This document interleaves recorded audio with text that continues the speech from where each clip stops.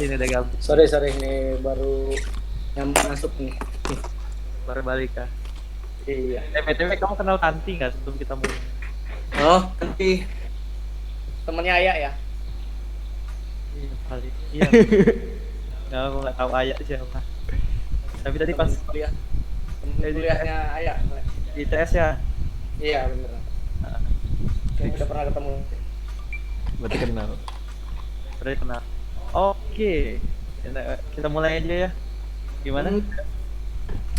Nanti sambil nunggu ada yang masuk lagi. Jadi kita mulai aja karena malaman. Yoi. Sebentar lain. Assalamualaikum warahmatullahi wabarakatuh. Selamat datang di podcast kita lagi ya. Ada Jem, ada juga Adit buat nemenin podcast kita malam ini. Ada beberapa tema yang bakal kita bahas malam ini, yaitu tentang masa pendidikan, khususnya pendidikan di Indonesia dan juga pendidikan di luar negeri. Karena kemarin ada pernah ngasih gambaran buat pendidikan di luar negeri ya, di London. Nah sekarang Rian, kemudian salah satu teman Pak Jem juga sekarang sedang ngambil pendidikan S3 di Taiwan ya. Mungkin Rian bisa kasih gambaran juga gimana sih pendidikan di Indonesia, bagaimana menurut dia pandangannya, dan bagaimana juga pendidikan di luar negeri. Oke. Nah, tapi sebelum kita mulai pembahasan kita, nanti kami mungkin bakal tanya-tanya ya. Nanti ada anak-anak yang nanya-nanya. Mungkin sebagai gambaran nih, Rian bisa ceritain dulu deh tentang kamu deh gitu ya, mungkin perkenalan gitu, biar relate aja sama anak, jadi tahu oh siapa sih Rian gitu, siapa sih narasumber kita malam ini, kayak gitu sih mungkin. Perkenalannya dimulai dari mana ini? Terserah. Silakan.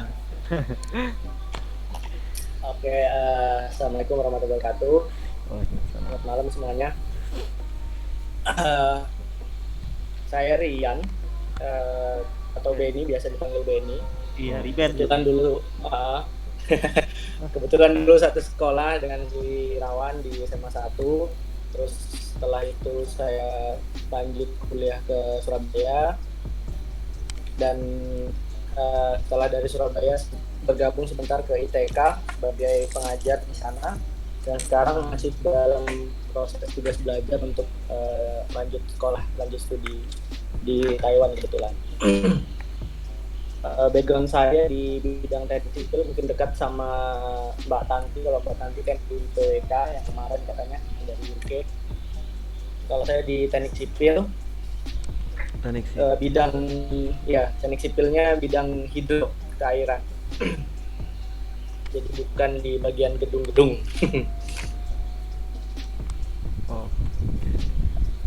Dan sampai hari ini masih proses dilanjut, belum bisa pulang. Kebetulan juga masih ada corona di sana kan, jadi kita kira-kira gitu. Tapi gimana, yang sehat aja di sana ya? Alhamdulillah, kayaknya lebih aman di sini. Lebih aman di sana ya. Lebih aman di sini kayaknya. Anean, kamu nanya nih. Berarti sekarang kesibukannya selain belajar juga apa aja tuh? Apa masih ngajar di ITK juga atau ada kesibukan lain gitu? Karena masih studi lanjut, jadi untuk proses belajar mengajar di ITK masih di stop dulu. Jadi istilahnya tugas belajar. Tuh. Tapi berarti masih bagian dari ITK dong ya? Masih. Oke. Kita langsung aja nih. Itu ada Dodi juga ya. Halo Sbiwan. Iwang. Kalau kalian tahu, kalau kami di PAB biasanya manggilnya Dodi.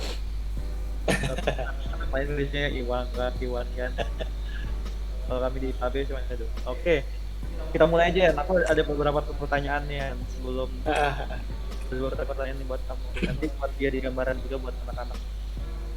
Nah, kemarin aku pernah baca di blog kamu kan ya, di website kamu kan,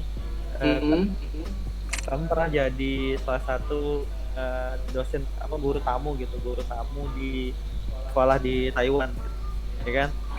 Oh, benar ini benar. SMA, iya. SMA ya, SMA ya, tinggal SMA. Nah, menurut kamu sendiri itu pendidikan di Taiwan dibandingkan di negara kita gitu, itu beda nggak sih atau sama aja?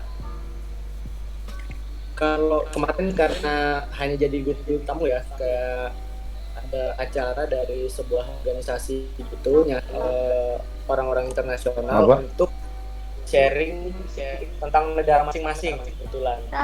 Negara masing-masing. Nah, untuk yang di sananya, mereka di sini juga mengenal istilah SMK sama SMA sebenarnya. Jadi ada kayak kejuruan sama yang sekolah umumnya atau SMA. Oh, ada kayak gitu juga ya di Taiwan ya? Nah, untuk secara umum sih sistem mereka kurang lebih sama kayak di Indonesia. Cuma sekolah mereka hampir rata-rata full day. Full day. Jadi jam 4 atau jam 5 gitu baru mereka keluar dari sekolah. Dari pagi Hampir. Kalau di kita kan ada yang full day, ada yang enggak. Kalau di sini kayaknya hampir semua rata-rata itu full day. Oh gitu ya. Aku kira justru di daerah-daerah negara berkembang itu justru pendidikan tuh waktunya makin dikit gitu. Kayak misalnya kayak di Eropa gitu kan, ada yang justru waktunya tuh sebentar aja sekolah. Ternyata di sana juga nggak jauh beda gitu sama di Indonesia. Karena menurutku sih karena kayaknya untuk negara-negara Asia masih kayak gitu. Masih banyak kan kayak gitu ya. Oh gitu. Nah, terus kalau di sana ya, itu kan kalau kamu ngelihat gini deh, sekarang kamu pasti punya gambaran lagi tentang pendidikan kita gitu di Indonesia sekarang. Atau mungkin kita nggak ambil gambaran aja dari zaman kita sekolah dulu gitu. Nah, menurutmu waktu zaman kita sekolah dulu atau sekarang, gambaran sekarang tentang pendidikan itu sudah cukup baik nggak sih menurutmu tentang pola pendidikan kita di Indonesia sendiri? Oh gitu. Kalau untuk sistem pendidik, halo? Iya. Ada suara Wansa nggak?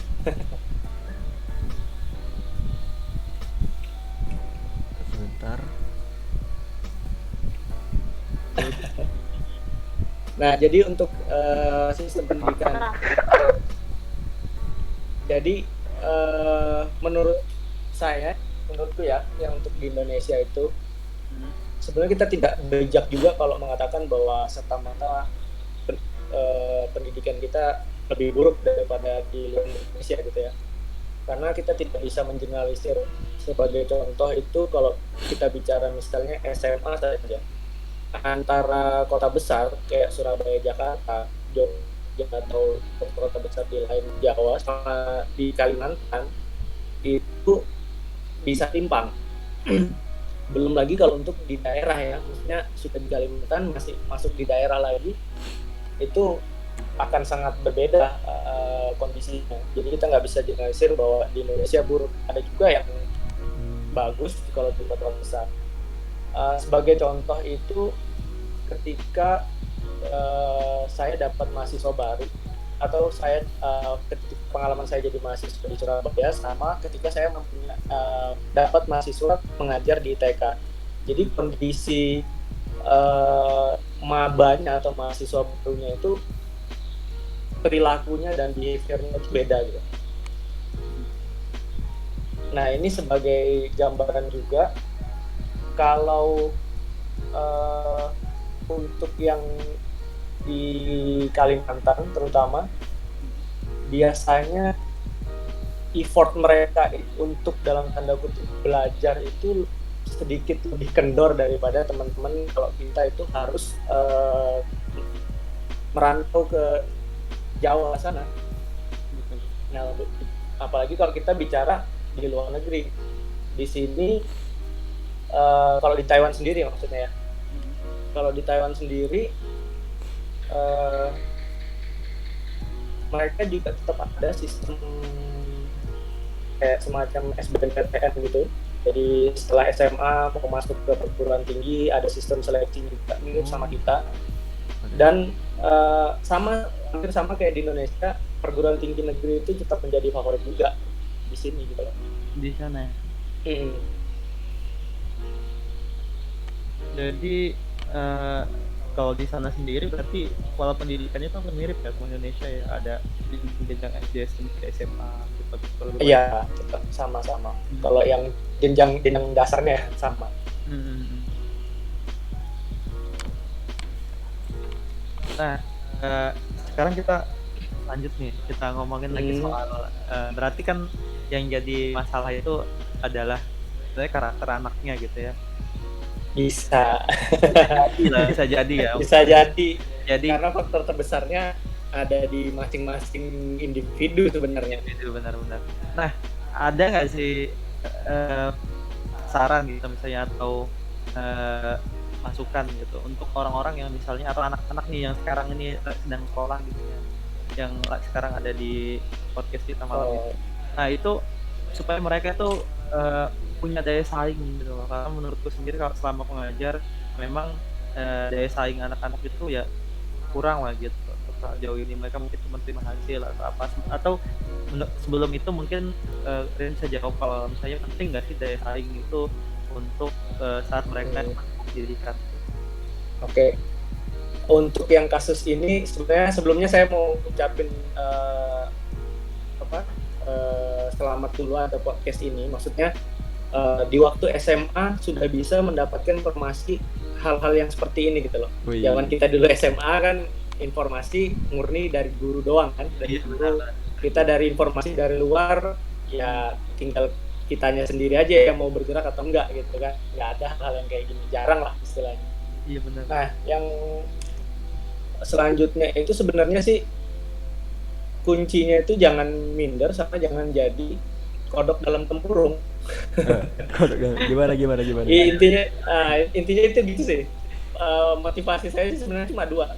Jangan minder sama jangan jadi kodok dalam tempurung. Jadi di zaman kita dulu internet agak susah ya, kita harus masuk ke warnet, paketan juga mahal ya kan. Kalian kan tahu sendiri kondisinya gimana. Nah, sedangkan sekarang informasi terbuka gitu loh. Kita bisa tahu apapun, hal apapun, tinggal pakai gadget, buka handphone, buka Google, semuanya bisa dapat.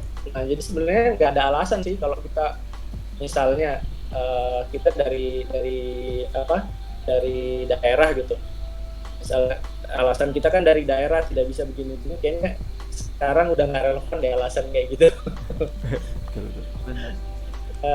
Karena yang kemarin si Tanti juga dari daerah bisa tembus di UK, terus beberapa temen juga yang dari Anu juga bisa tembus gitu loh. Jadi kayaknya udah nggak ada alasan lagi, tinggal kitanya mau nggak nih bergerak gitu loh. Kesempatannya udah banyak, informasinya sudah terbuka luas gitu. Nah, cuma yang jadi masalah gini, ini aja ya, santai aja ya. Iya. Santai ya, ini nggak sering santai. Nah, gini, ada kasus jadi teman-teman kita yang ya kita bicara dari hasilnya dari Pasir saja. Iya, Bang. Ketika sudah keluar dari daerah, terus sekolah entah itu di Jawa atau tidak, mereka merasakan hal yang seperti keluar dari kandang gitu loh. Keluar dari kandang dan merasa bebas, merasa penasaran tinggi. Nah, setelah itu banyak yang tidak bisa mengendalikan dirinya, dalam artian akhirnya banyak yang kuliahnya amburadul dan segala macam karena misalnya terlalu banyak main di luar, malam keluar dan ya kalau kita bisa bilang dugem lah gitu kan. Akhirnya tidak bisa mengendalikan diri, nggak bisa jaga dirinya, kuliahnya nggak selesai, akhirnya bubar gitu loh. Nah, kalau dari pelajaran itu kita bisa melihat bahwa sebenarnya kembali lagi ke individunya. Toh juga ada misalnya anak yang sering jalan-jalan dan segala macam, tapi dia konsisten tetap sekolah kudu benar, main-main tapi sekolah tuh tetap kudu benar gitu loh. Kira-kira kayak gitu sih. Ini Terus tadi gimana? terus ini kan buat anak-anak nih yang kebetulan ada mereka ada di sini. Ini Hmm. ada nggak sih kiat-kiat gitu gimana sih supaya kita fokus gitu terhadap pendidikan kita, tidak fokus sama hal-hal yang lain? Ini kalau aku boleh cerita sebelum dijawab ya, nih, kalau Hmm. Hmm. dari pengalaman aku ngajar selama ini udah beberapa tahun belakangan. Yang aku lihat itu memang anak-anak itu fokusnya itu sering sering terganggu lah, itu ya Iya. kadang terbagi. Udah banyak Walaupun terdistraksi iya, sama itu hal pun di luar. kondisinya dalam kelas, misalnya dalam kelas kadang mereka sibuk untuk mikirin, oh ini siapa yang ngechat di HP ku, ini siapa, terutama eh, pengalihan itu dari handphonenya gitu. Nah itu ada nggak sih kiat-kiat untuk kita itu untuk anak-anak? Sorry tadi nggak kedengaran suaranya. Putus. Iya kan? Heeh. Maksudnya gini, ada nggak sih kiat-kiat buat anak-anak yang Ah. kebetulan lagi di podcast ini untuk gimana sih supaya bisa fokus gitu terhadap tujuan mereka gitu, terutama terhadap pendidikan mereka? Karena dari pengalaman aku ngajar, aku lihat anak-anak itu banyak Hmm. alihkan gitu, alihkan kadang mereka fokusnya HP-nya sudah mikir, wah ada yang chat di HP ku gitu ya. Padahal kondisi atau mungkin ada tugas atau ada Ada event. eh, apa namanya ujian ya, karena itu kan kalau ngadain ujian tuh biasanya e-learning online, Hmm. ujian kapan aja itu aja sering diabaikan dan ditulis dengan HP-nya, ataupun ada Hmm. kegiatan positif mereka lebih sibuk dengan HP-nya atau dengan game-nya gitu ya. Kira-kira hal-hal seperti itu ada nggak sih kiat-kiatnya gimana sih untuk anak-anak supaya bisa fokus gitu? Kalau fokus sebenarnya kembali lagi ke individu masing-masing, niatnya bagaimana gitu kan ketika dia mau. Kalau dulu saya dikasih tahu, kebetulan dosen saya ngomongin saya gini, waktunya belajar ya belajar, waktunya main main. Jadi kalau dulu saya dibilangin pesan dari dosen saya itu, kalau Sabtu Minggu kan tidak kuliah. Nah, ketika tidak kuliah ya sudah manfaatkan untuk bermain dalam artian ya itu waktu kita untuk refresh gitu. Tapi begitu Senin ya kita konsentrasi lagi untuk sekolah. Kalau misalnya masih kuliah atau sekolah ya balik lagi. Tapi ketika Rabu jadi biar balance, karena jatuhnya ketika nanti sudah misalnya mungkin tadi juga tahu kondisinya, ketika sudah kalau kita kuliah di luar, kita harus di lab, itu kayaknya sudah tidak ada lagi waktu untuk bisa seharian di lab atau di kampus gitu. Nah, manfaatkan waktunya sih sebenarnya. BTW ini kalau ada anak-anak yang mau nanya sama Rian atau bisa ditulis di chat ya, nanti biar kita sharing aja gitu, kita tanya jawab secara langsung, atau kalau mau ngomong juga boleh ngomong sama Rian. Jadi supaya mungkin ada di dalam diri kalian yang penasaran itu apa sih, tentang apa sih gitu, kalian bisa tanyain langsung ke Rian, selaku narasumber kita malam hari ini. Mungkin ada juga ada yang ditanya.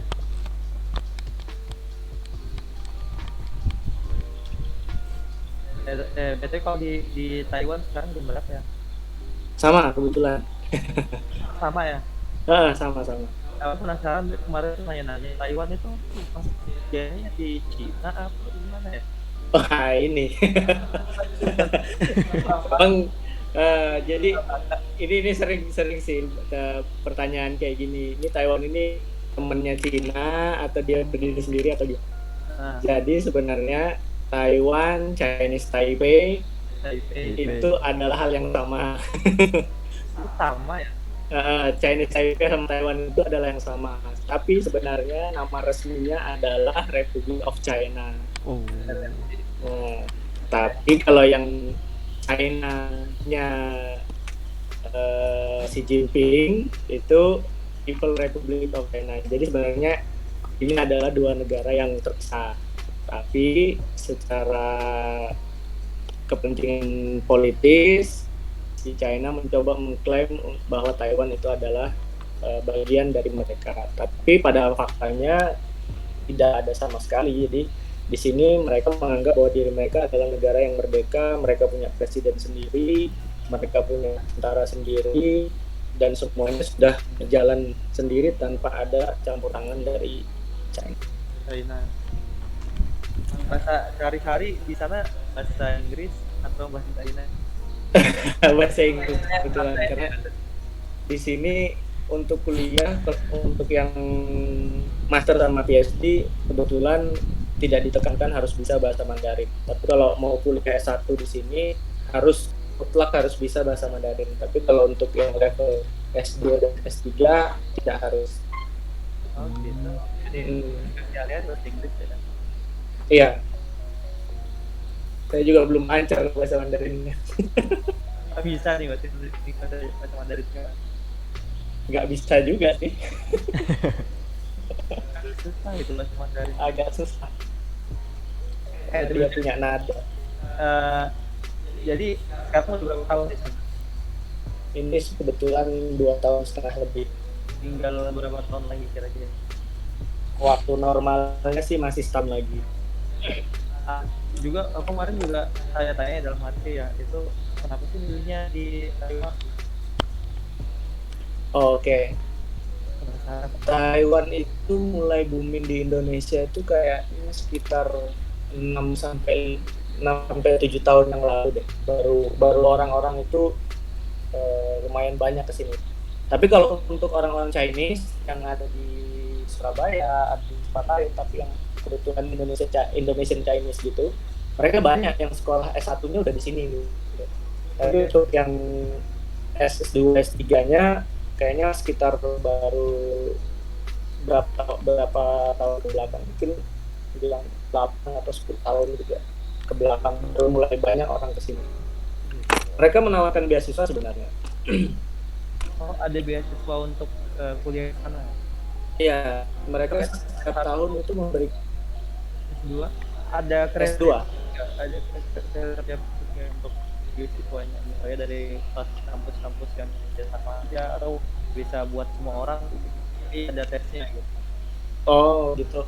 Kalau untuk beasiswanya sebenarnya macam-macam. Ada yang beasiswa dari pemerintah, ada yang beasiswa dari kampus masing-masing, ada yang sistemnya juga double degree gitu. Tergantung kita mau apply yang mana. Mostly mereka menawarkan yang banyak kuotanya itu adalah dari kampus, dari beasiswa kampus. Sedangkan tapi untuk master sama PhD aja, untuk yang satu sepertinya mereka tidak menawarkan beasiswa. Dia hanya untuk yang S2, S3 saja. Nah ini ada pertanyaannya Mas Kilodi. Sambil nunggu itu. Kita betul, tapi ini bagus ya acara ini, maksudnya ada guru yang ngasih informasi ke siswanya, terutama mengenalkan dunia luar, mengenalkan jenis-jenis jurusan di perguruan tinggi itu apa aja. Dulu kita kayaknya nggak pernah deh kenalin kayak gini. Dulu kita nyari sendiri ya. Terus harapannya sih kami bisa harapan gimana buat anak-anak itu bisa lebih terbuka wawasan, jadi mereka terhadap daerahnya sendiri saja dan lebih kenal lagi dunia luar, sehingga ada motivasinya buat lebih maju lagi, karena kasihan sih anak-anak itu potensi buat. Tapi ini thank you banget nih buat yang mau diundang-undang ya, karena kan nggak mudah ini sebenarnya ngajak bicara ini. Ada yang lagi kuliah di Taiwan, kadang-kadang juga yang lagi kerja gitu. Kemarin juga Iwan juga sempat jadi narasumber ya, nanti mungkin kedepannya katanya podcast ini kan tunggu kan, kalau ada waktu mungkin masih kosong, stay aja di bisa ikut gabung bisa share-share. Oh siap. Soalnya aku baru tahu juga nih ada pakai Discord nih.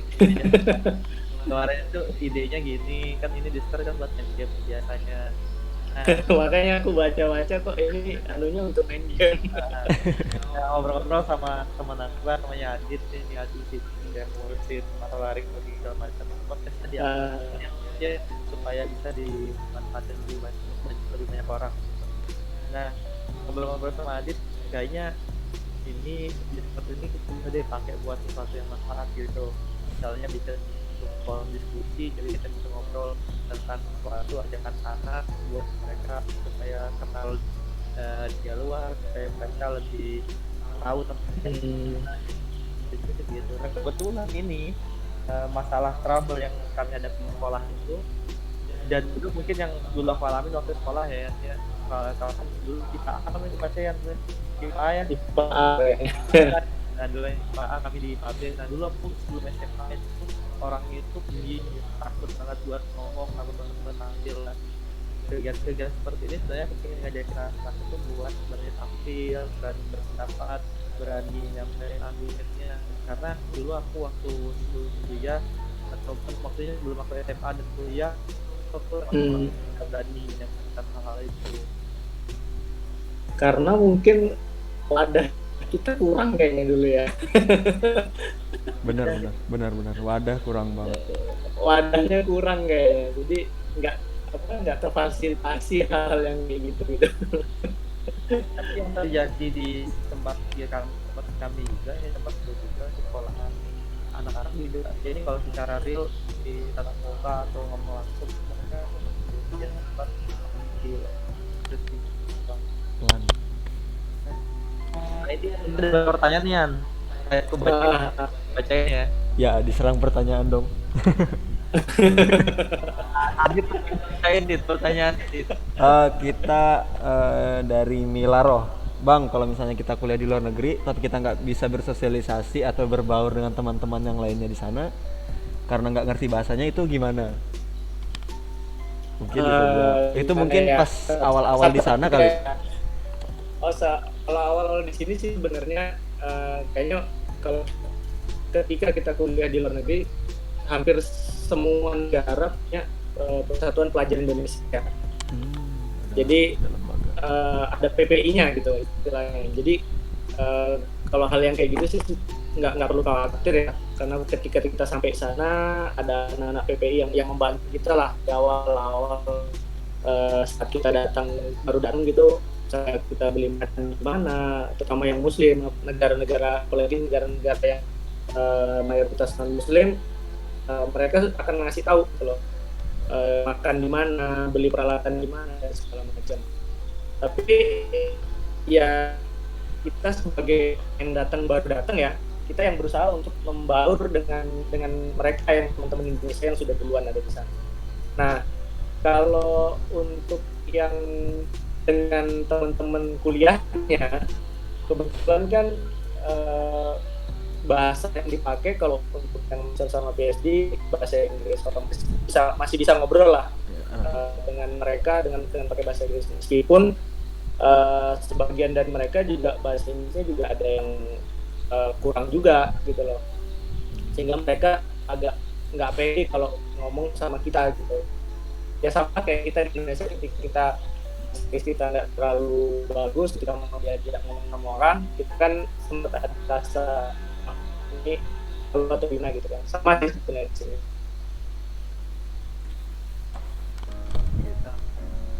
Nah, lanjut ada banyak pertanyaan.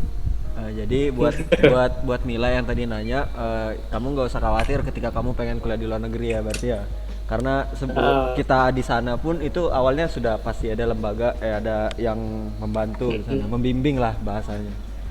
Sama kalau untuk negara tertentu biasanya kayak Perancis, Jerman, atau negara-negara kayak di daerah bekasnya Rusia itu, mereka sebelum diterima di sana mereka biasanya mensyaratkan bahasa sih. Kayak di Perancis itu dia harus punya bahasa, sertifikat bahasa minimal kalau nggak salah, kalau untuk S2 itu B2 kalau nggak salah. Untuk negara-negara yang tertentu misalnya kayak di sini sih tidak mensyaratkan ya, persyaratan yang secara formal sertifikat itu nggak terlalu mensyaratkan di sini. Tapi untuk negara-negara tertentu dia mensyaratkan. Jepang pun juga gitu. Jepang juga mensyaratkan bahasa juga kalau nggak salah.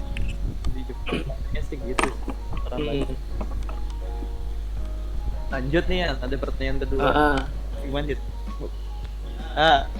Tadi mungkin udah dijawab ya, tapi mungkin biar lebih pasti aja gitu kan. Tadi Oh, Nur Madinah ini ya.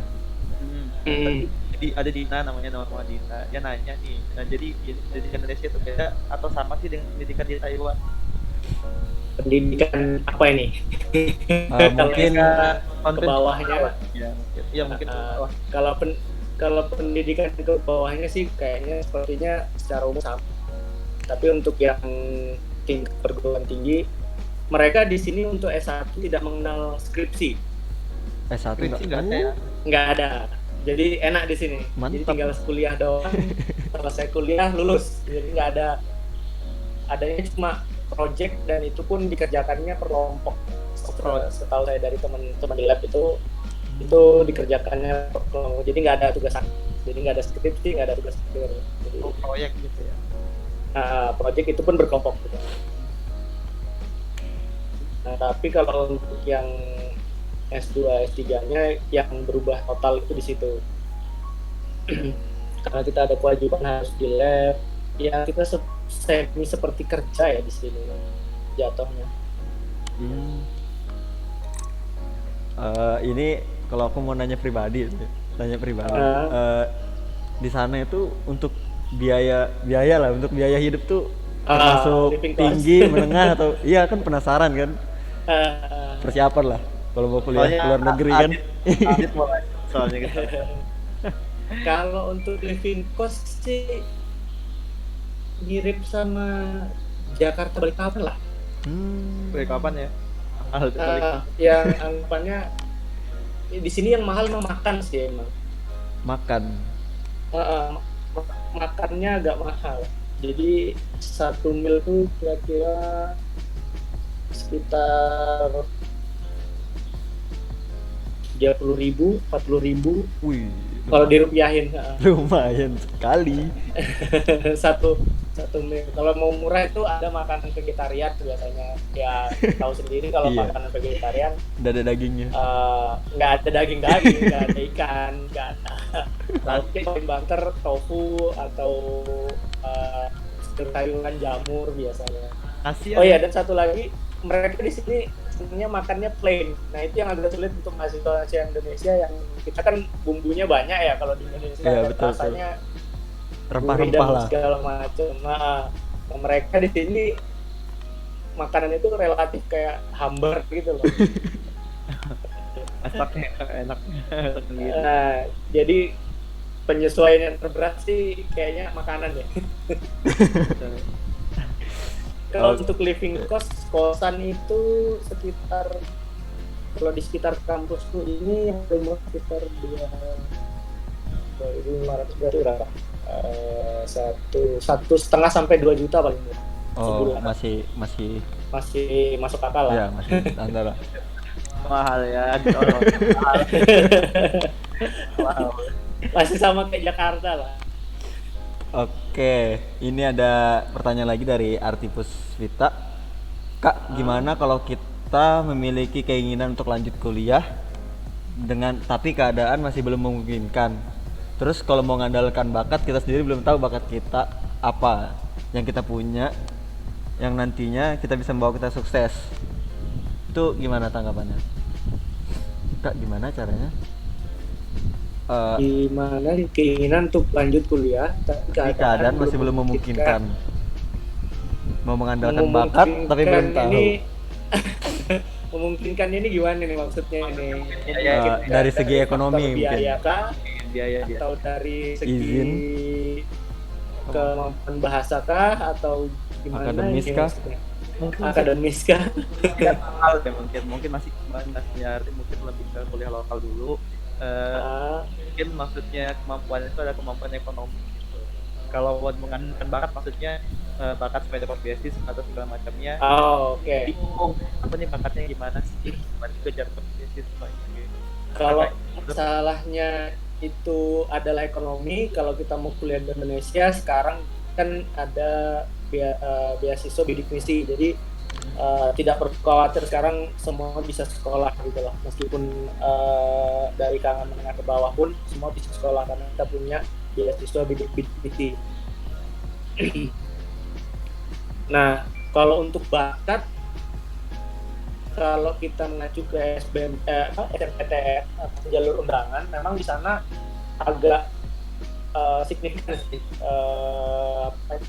faktornya yang dari bakat. Misalnya kita punya prestasi baik di tingkat kabupaten atau di tingkat provinsi, tingkat itu punya nilai lebih kalau kita pakai jalur undangan.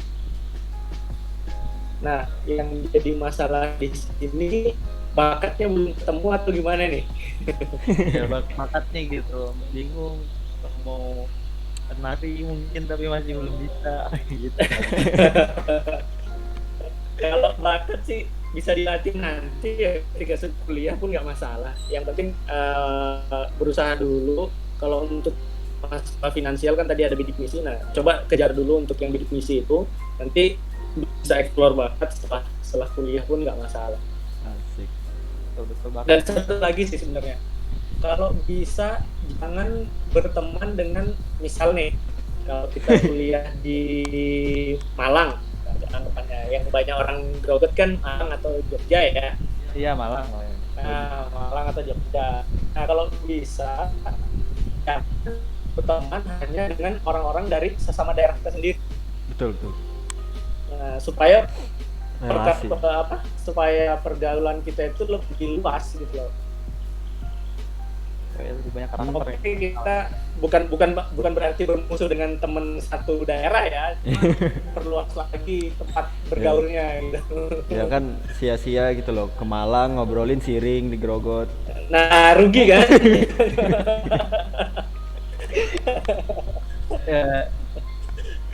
Ya kira-kira kayak gitu. Jadi buat sendiri sebetulnya ya bisa kok, semua itu bisa kok untuk Nggak usah khawatir lah kalau kesulitannya itu finansial, kamu masih bisa punya jalan begitu. Jangan minder. yang lain. Ya, tinggal berarti kita sekarang kalau masalahnya di situ berarti kita kerja keras dari sekarang untuk maju diri kita lebih jauh lagi. Nah ini ada pertanyaan menarik nih Yan, cukup unik Pak. Ini kan tanggapan Rian sendiri ketika banyak orang di luar sana yang bilang kalau kuliah itu belum tentu ngejamin kamu buat sukses. Oke. Wah, mantap nih. Banyak orang bapak-bapak sih biasanya. Oke. Nah, bapak-bapak di grup WA ini. Jadi gini, saya sih cukup setuju dengan kata-kata itu. Jadi kuliah itu bukan jaminan bahwa setelah selesai kuliah bisa sukses. Nggak ada sih jaminan seperti itu. Tapi kuliah itu adalah salah satu jalan untuk menuju ke sana gitu. Jadi ketika selesai sekolah itu goalnya bukan di suksesnya, tapi kamu sudah menguasai salah satu tools untuk menuju ke sana gitu. Jadi jangan diartikan bahwa oke, kita sudah kuliah terus next kita bisa sukses, ya itu baru jadi gini, lulus kuliah itu adalah garis start. Jadi bukan garis finish. Jadi ketika kita pakai toga itu adalah garis start, kita baru masuk garis start untuk memulai sebuah dalam tanda kutip misalnya karir atau apa. Meskipun nggak sedikit juga yang memulai itu ketika masih kuliah gitu loh. Jadi jangan main jangan disetting bahwa setelah kita kuliah kita pasti sukses. Jadi bukan kayak gitu. Tapi setelah kita kuliah kita punya tools atau kita punya kompetensi untuk ke arah sukses. Ya betul. Iya benar. Setuju. Jadi nilai tambah lah istilahnya. Kalau kita misalnya bicara masalah karir dan segala macam, untuk yang formal ya, karena dengan kita kuliah, kita punya kompetensi, kita punya ijazah, itu kan sebenarnya bukti bahwa kita pernah belajar dan punya kompetensi. Nah itu yang bisa kita pakai sebagai tools untuk memulai karir sebenarnya. Betul. Iya kira-kira kayak gitu ya. Kita ya benernya kayaknya sebenarnya berarti kamu lulus kuliah itu bukan cuma buat bakal tiba-tiba langsung sukses gitu ujuk-ujuk sukses. Tapi Punya apa tools. yang kamu dapetin di kuliah itu adalah jalan buat kamu gapai kesuksesan itu, termasuk misalnya kalian yang nanti mungkin lulusnya SMK dulu atau SMA dulu, nah ini jalan kalian buat membuka jalan kesuksesan kalian. Oh ya, satu lagi, karena ini kan SMA ya, mungkin ada yang kelas 3 dan segala macam. Ya, Kalau saya dari ngajar atau pendidik yang dibagi, jangan sampai teman ini memilih jurusan tidak sesuai keinginannya, jangan Betul. hanya ikutan yang saya sampai bentar. Karena putus dikit, jadi mungkin bisa diulang nih, agak putus soalnya. Maaf. Ini ada pesan yang selalu saya sampaikan kalau saya lagi ikut ke sekolah-sekolah itu, saya kalau pas milih kuliah sampai dan itu ikut-ikutan, Jangan ikut-ikutan. teman, apalagi yang lebih parah biasanya ikutan cadang gitu. Jadi jurusan ini saya ngikut gitu kan, pengen kesana, nggak ada tujuan kesana, akhirnya yang jadi pertama dia nggak suka dengan jurusannya, akhirnya males pertama. Kalau dia dari berangkat kuliah karena nggak suka, Gampang capek. males nggak kuliah, ya terakhirnya kuliahnya bubar gitu. Betul. Betul sih, jadi sebetulnya ya kalau memang mau pilih pendidikan sebenarnya sesuai passion sih, emang apa yang kita suka itu kan lebih memudahkan gitu ke depan.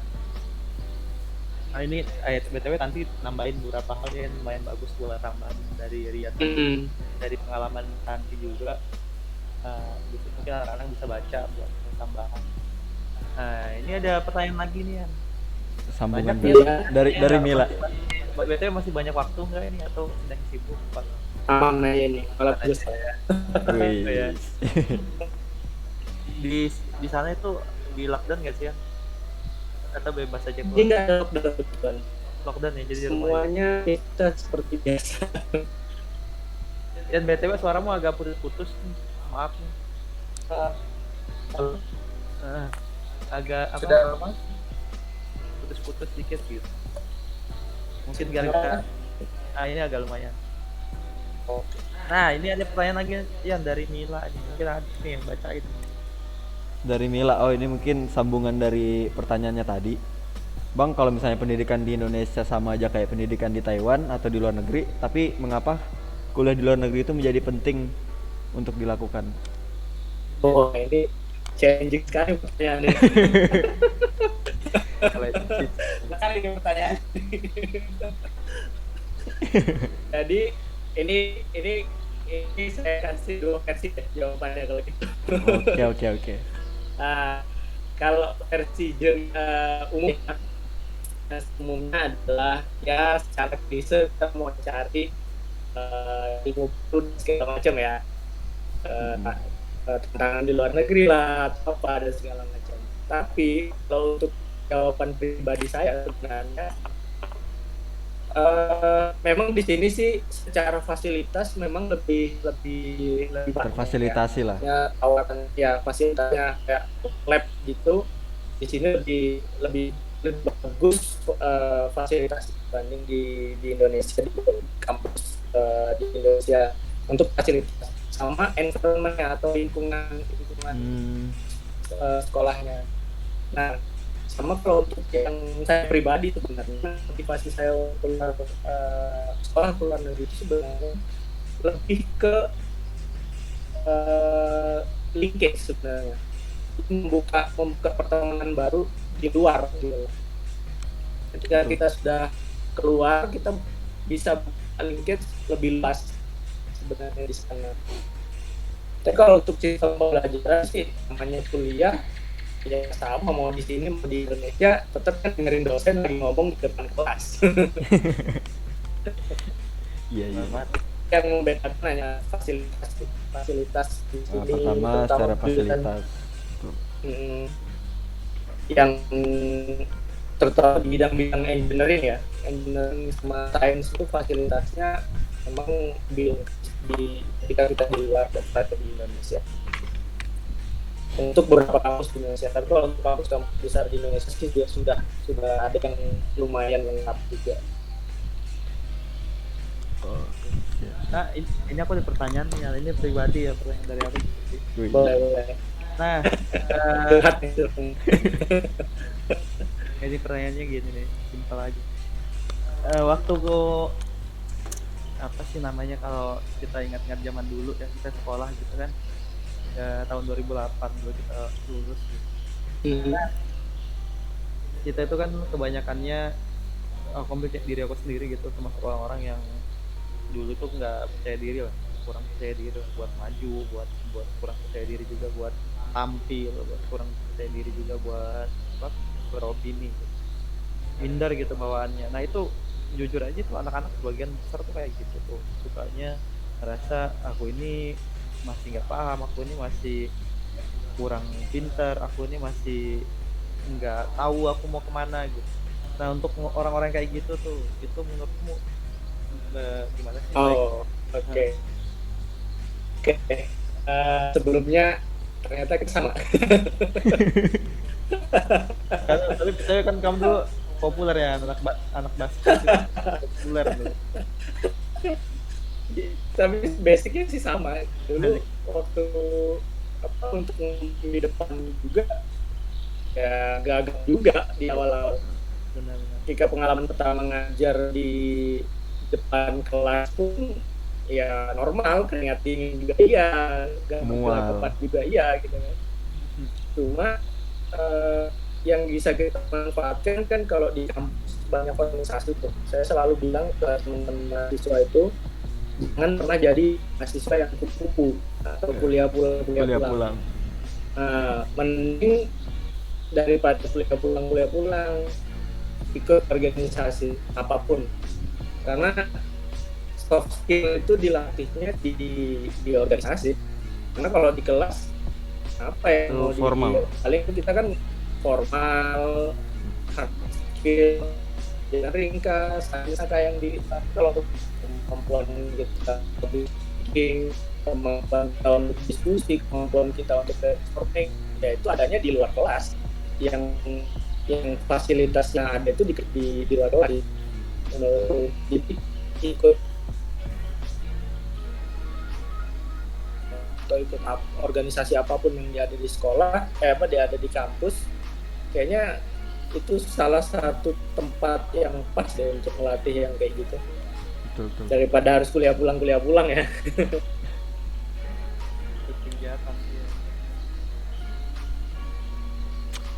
Nah ini mungkin kita punya dua pertanyaan terakhir kali ya, sebelum sekarang udah malam juga. Mungkin ada yang mau sholat tarawih. Ini kan karena kita kan nggak boleh sholat tarawih di masjid. Oh, masih belum boleh ya? Boleh, nggak boleh ya di masjid peraturan.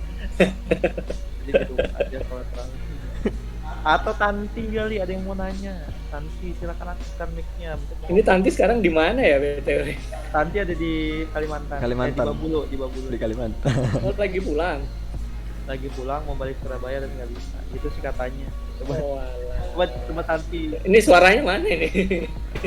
Jawabkan Oke, nih. kita panggil dulu kepada Mbak Tanti, mungkin ada yang mau disampaikan, ada yang mau ditanyain atau mau ngobrol gitu. mau salam sapa. Headset terselip. Kemarin jauh. Asik. Oh, siap. Dicari ayah tuh si Tanti. Oh berarti itu seangkatan ya kalian. Kayaknya iya seangkatan deh. Cuma beda jurusan kan. Jurusannya ada di belakang jurusanku kan. Belakang-belakangan jurusan. Soalnya kalian 2008 masuk. Jadi dulu teman-teman yang di ITS itu ya, yang dari sekolah kita gitu. Banyak nggak sih? Kayaknya kalau kuliah sih kebanyakan Malang ya. Kalau di ITS angkatan kita nggak ada deh. Kayaknya aku doang. Kamu aja. Banyak yang di Jogja sama di Jogja dikit gitu ya. Di Malang, di Jogja yang banyak. Kayaknya pada nggak mau ke Surabaya deh. panas kali ya. Kayaknya gitu. Alasannya sih gitu. Iya, jadi kan pada saat Orang bilangnya lebih tua. Kayaknya seangkatan deh. angkatan. Soalnya kita satu angkatan semua, Tanti juga seangkatan sama aku waktu SMP. SD. Oh iya? Iya, Oh, alah. Tanti teman aku SD SMP ya. Sempit Jadi- ternyata ya. Jadi orang mendik itu bisa sampai UK. Sangar ya, orang udah lama. Di UCL loh si Tanti. Ngeri dia. Sempet dia kalau nggak salah sempet main ke ITK deh kayaknya waktu itu. Jadi nggak tahu dia kenapa nggak mau jadi dosen di ITK. Nah itu juga ditawarin waktu itu. Coba Nggak dia mau sih. Tanti dia jawab deh di chat. Iya nunggu jawabannya nih. Kenapa kamu itu?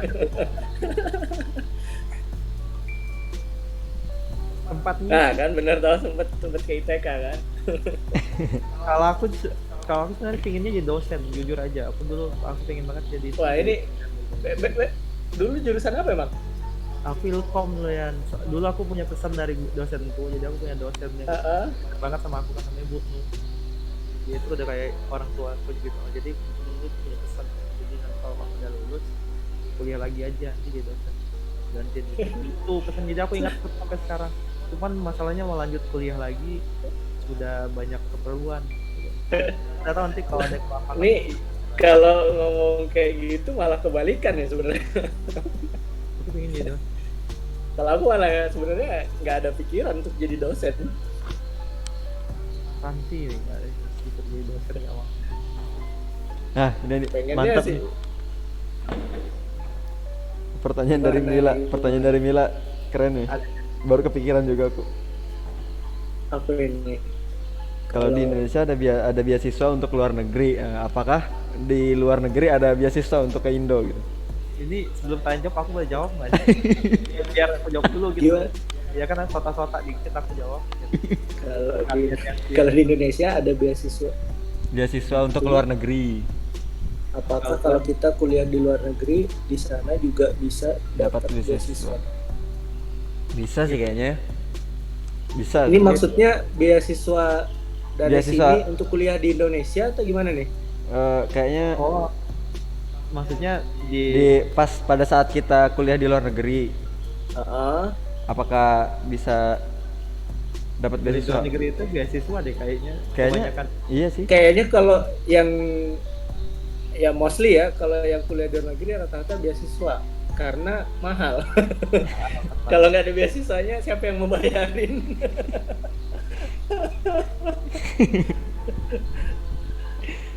Nah, benar bisa banget.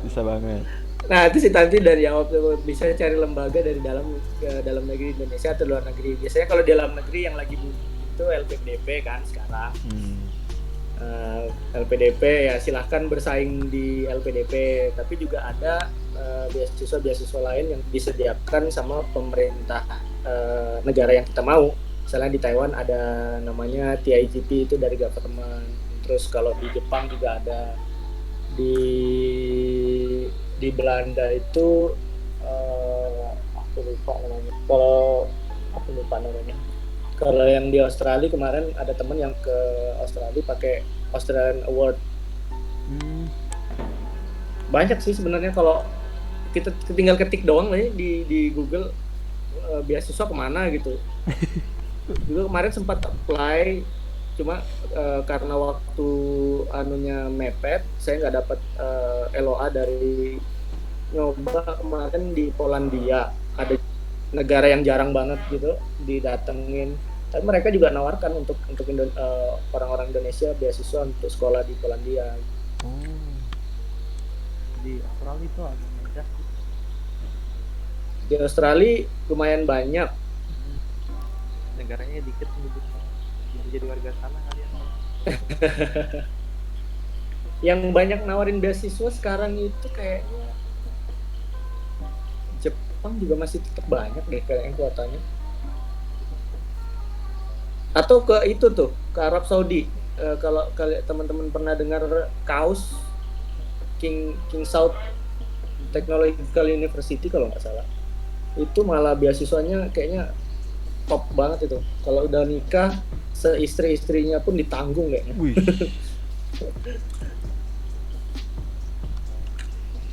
Di Saudi Arabia. Pasti udah pasti banget syarat nih buat anak. Jangan-jangan nanti ada murid-murid dari sini yang pergi ke luar negeri.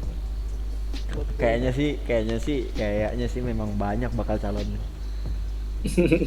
Karena dapat gambaran dari orangnya langsung, pelakunya langsung. Karena kalau aku sama Pak Jem yang cerita tentang kuliah di luar negeri, wah ini orang ngelantur nih.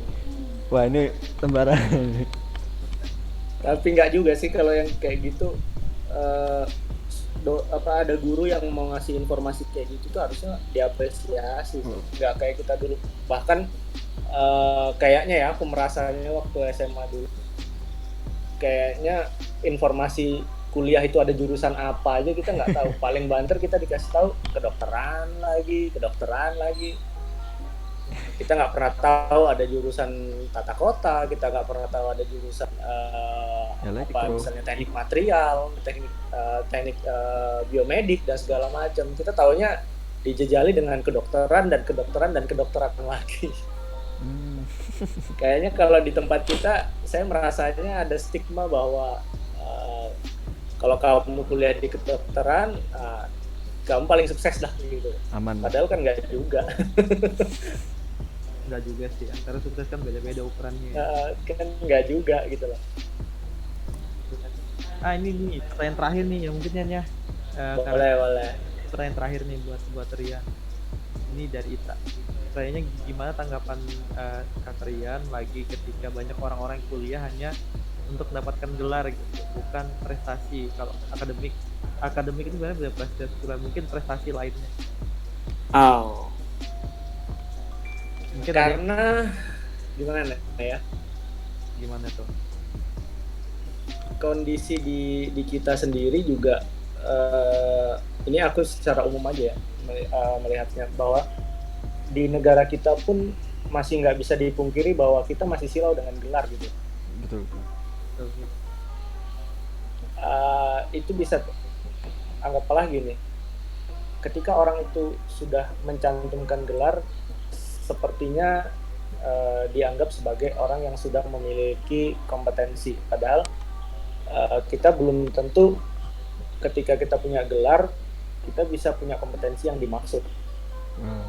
Nah, karena kita masih silau dengan hal-hal yang kayak gitu,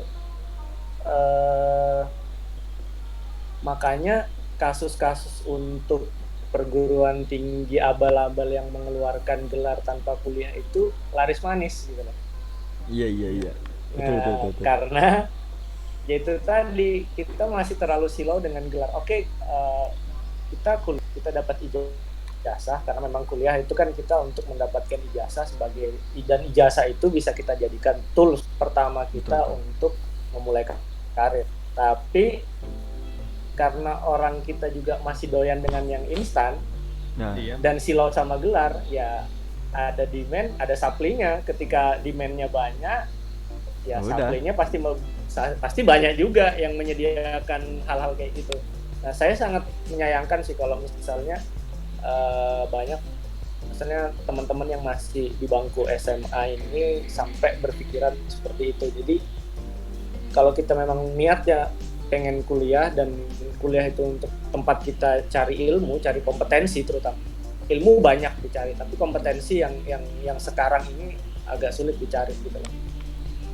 Ketika kita kuliah aja, misalnya kita kuliah di jurusan A gitu, belum tentu ketika kita sudah lulus beneran punya kompetensi di jurusan bidang A gitu.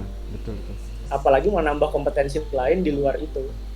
Jadi jadikan kuliah itu sebagai jalan untuk nyari kompetensi tadi sih. Iya benar sih. Jadi sebetulnya kompetensi pendidikan itu justru untuk menggali potensi kamu. Benar. Jadi jangan dianggap bahwa pendidikan itu adalah seperti kita disuapin, yang ketika kita sekolah langsung tiba-tiba pinter gitu, ya enggak juga sih. Jadi aku pernah baca buku gitu ya, itu ngebahas soal gimana sih belajar atau gimana sih yang namanya belajar. Yang namanya belajar itu kan sebetulnya nggak mudah, butuh Benar, proses kerja keras gitu. prosesnya panjang. Kebanyakan anak-anak mungkin atau kebanyakan kita juga mungkin nganggapnya belajar itu akan baik saat belajar itu dianggap mudah, gurunya Praktis. gitu ya kan, praktis tanpa usaha lebih bisa dapat nilai bagus. Nah itu dianggap namanya belajar, padahal belajar itu adalah proses untuk mengetahui sesuatu. Sebenarnya belajar itu sesuatu yang mengasihkan, kita tahu sesuatu baru, kita mengenal sesuatu baru, itu sesuatu yang menyenangkan, mengasihkan. Aku sih gitu sih. Problem solving. Oh ya, ini untuk ini kan mumpung masih SMA sebelum kuliah, saya ada satu film yang bisa bisa kalian tonton Nah, mantap. untuk motivasi lah. Filmnya film India. Kalau pernah dengar film Three Idiot, Iya benar, pernah. nah itu menurutku sih ya, itu film paling recommended sih. Paling recommended untuk ditonton untuk motivasi kita untuk cari kompetensi. Pendidikan ya, betul. Betul tuh. Betul Itu banget. udah Kalau lucu pernah- sih sebenarnya. Kalau pernah dengar film Three Idiot, Kalau bisa nggak bisa gini, ditonton gitu. nonton bareng deh kita nanti ada waktu. Nah, boleh tuh. Itu Karena di situ pesan moralnya gede banget. Benar-benar. kritik juga sih terhadap pendidikan di situ sebenarnya. Ya, mengkritisi sistem pendidikan kan. Tapi BTW kalian sadar nggak bahwa ketika ada kasus COVID ini, itu terjadi shifting yang besar-besaran di dunia pendidikan kita. Yang dulunya kita berpikir bahwa pendidikan itu hanya bisa dilakukan di kelas, dan kalau pendidikan itu atau proses belajar mengajar itu tidak akan berjalan, toh buktinya sekarang Di kita rumah. dipaksa Betul tuh. untuk kayak gitu kan, secara mendadak lagi. Benar sih. Dan buktinya ya ada juga yang fine-fine aja dengan sistem belajar seperti ini. Ya Jadi ini. ada hikmahnya ya. Iya. Kita dikagetin lah sama teknologi. Hey. Ini loh udah bisa belajar Kita dari kayak- rumah gitu. Kayak digepok Oh aja iya, sama teknologi. Saya ada satu universitas yang nawarkan distance learning. Dia universitas pertama yang berbasis dengan online learning ya. Namanya itu kalau mau dicari University of People namanya. University of Itu- People. Iya, University of People itu universitas online yang diakui sih sudah. Degree-nya udah diakui. Jadi sekarang kalau yang tadi pertanyaannya butuh gelar dan apa, ya universitas banyak nawarkan. Tapi kalau kita misalnya nggak punya waktu untuk harus kuliah reguler, kayak harus datang ke kelas dan segala macam, kita bisa ke kuliah online di kampus online, namanya ada University of People. Dan kalau nggak salah biayanya nggak terlalu mahal juga sih. Kayaknya ingin juga buat sesuatu kayak gitu, bisa buat media belajar anak-anak yang mungkin di luar sana yang nggak cukup. Jadi thank you nih Yan, BTW masih banyak nih buat waktunya. Siap. Sebelum note-nya bisa nggak sih sampai sesuatu gitu buat Ya, akhir-akhir pesan-pesan gitu buat adik-adik atau teman-teman yang ada di sini. yang masih sharing. Oke. Enggak, nanti podcast ini akan kita share ya Yan, kami akan Oh, siap. podcastnya Idol Adit buat bisa dimanfaatkan lebih banyak lagi oleh orang-orang semua. Siap. Nah, itu Yan dulu. Satu aja sih pesannya buat teman-teman ini, karena mau lulus SMA ya, mau lulus sekolah menengah atas, habis itu mau kuliah, cari jurusan yang emang bener-bener kamu mau dan yakin di situ gitu loh. Apapun, karena sekarang nggak hanya jurusan tertentu, terutama jurusan-jurusan yang berbau industri kreatif. Kayak kalau dulu di ITS itu ada namanya desain produk, atau kuliah-kuliah yang berbau industri kreatif, desain grafis dan segala macam. is okay sekarang gitu loh. Sudah zamannya sudah berubah. Kita nggak harus kuliah yang kayak itu aja. Tapi kita harus bergeser mindsetnya. Oh ternyata kuliah ini juga bisa, kalau tadi tujuannya adalah sukses, tetap bisa sukses. Tapi memang challenging-nya adalah kamu harus meyakinkan orang tuamu ketika memilih jurusan yang tidak mainstream. Seperti contoh kasus, dulu sebenarnya saya mau masuk di jurusan yang sama dengan Tanti di tata kota. Tapi pada waktu itu tata kota itu belum begitu booming dan orang tua zaman itu belum bisa menerima apa itu tata kota. Tapi pengalaman saya setelah saya kuliah 2 tahun, ketika orang tua saya bilang ternyata jurusan tata kota itu juga bagus. Ya, saya cuma bilang kenapa dulu saya mau masuk situ nggak boleh. Nah sekarang tinggal kitanya aja lagi meyakinkan orang tua kita bahwa kita mau jurusan ini dan kita memang yakin bisa menyelesaikan kuliah di situ dan bisa sukses via jurusan itu sih. Yang penting jangan ikut-ikutan, intinya jangan sampai ada istilah masuk jurusan tertentu karena kepleset. Tapi kalau udah terlanjur kepleset dan sudah masuk, sudah mulai kuliah, ya mau nggak mau kamu udah nyemplung, ya udah berenang sekalian gitu loh. Nikmati prosesnya ya. Tapi kalau kita nggak bisa nikmatin prosesnya ya berat juga kuliah. Itu bakal berat kalau kamu nggak suka.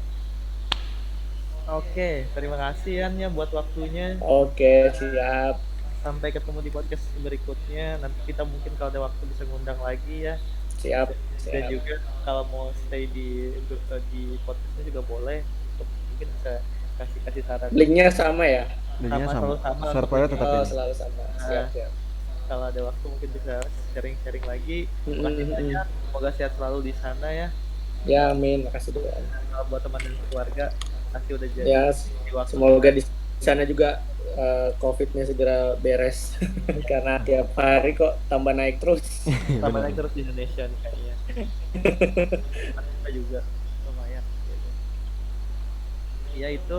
Makasih banyak buat waktunya. Oke. Siap. Sama-sama.